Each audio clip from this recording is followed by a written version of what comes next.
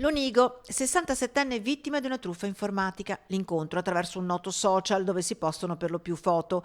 Lui si presenta come un famoso attore inglese, Colin Firth, sì, quello del noto film Bridget Jones e di molti altri, e dalle foto che la donna ha verificato su internet la somiglianza ci sarebbe. Lui, il presunto Colin, si dice interessato alle foto postate dalla donna, ne decanta le lodi, si scrivono sui social e lui propone alla stessa di aprire un sito internazionale dove postare le sue foto.